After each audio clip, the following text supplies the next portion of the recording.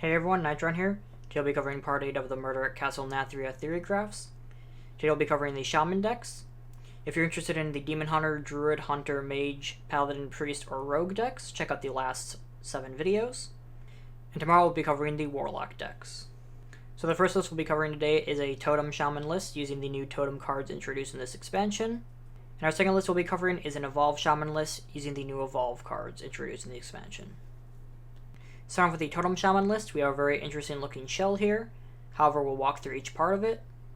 Firstly, we'll cover our totems in the list, including Amalgam of the Deep that lets us discover another totem from a totem we have on the board. Anchor Totem, which buffs our 1-drops while we have it on the board. And a Manatide Totem for deck cycle. Our solid 1-drops of the deck, especially when paired with the Anchor Totem, include Iron Deep Trog, Peasant, and Vicious Slither Spear. Other aspects of this shell include cards that spawn minions for board presence, such as the Wild Paw Cavern and Command of Neptulon, Bloodlust to push a lot of damage if our opponents neglect our totems on the board, Snowfall Guardian to lock down the board and create a massive threat, and finally Brucon of the Elements to close out games and generate a lot of value.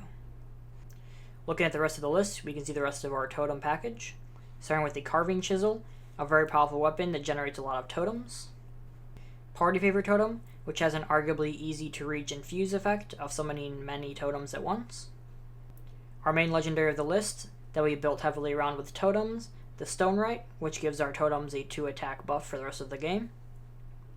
The Gigantotem, a very solid drop that we can curve out very fast, especially if we've curved out a lot of totems in a row.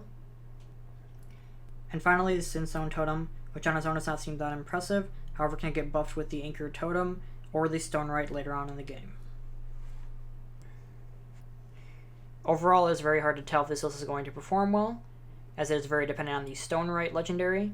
However, if you can manage to get out the Stonewright very quickly, you can make a very imposing board with very cheap minions.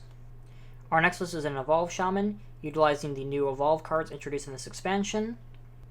And looking at the shell here, we have an interesting selection of minion generating cards. Starting with our minion generating cards, we have the Feral Spirit, which generates 2 minions from 1 card. Wild Paw Cavern, which generates 3 minions over 3 turns.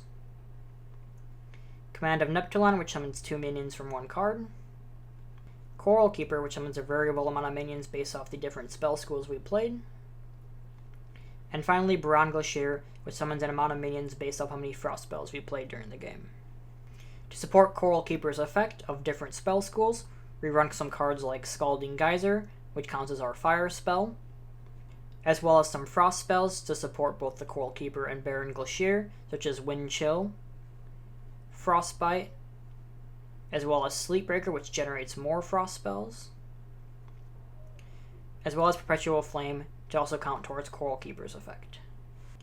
If you look at the full list here, we can see our new Evolve Shaman additions. Starting with Convincing Disguise, which is a very powerful Infuse 4 effect of transforming our entire board into minions that cost 2 more. Muck Pools, a cheap and solid Evolve card that lets us evolve our minions into ones that cost 1 more. Primordial Wave, which gives our entire board an evolve effect, as well as devolving the entire opponent's board. Since this is also a nature spell, it benefits the effect of Coral Keeper. We also run Baroness Vash, a very strong evolve-related effect that lets us generate more things on the board rather than transform herself. We also run additional minion summoning cards in the deck, such as the Crud Caretaker, which gives us 2 minions for 1 card. And finally, the Maze Guide, which also gives us 2 minions from 1 card. Overall, Evolve Shaman lists usually prove to be more on the fun side rather than competitive. However, maybe this time around with more tempo-oriented cards and targetable evolve effects, we can possibly get a stronger outcome of the list. As always, both these deck lists will be linked in the video description below. If you enjoyed the video, please consider liking, commenting, or subscribing. However, just watching is all the support I could ask for. Once again, thank you for watching, and I'll catch you tomorrow for the Warlock decks.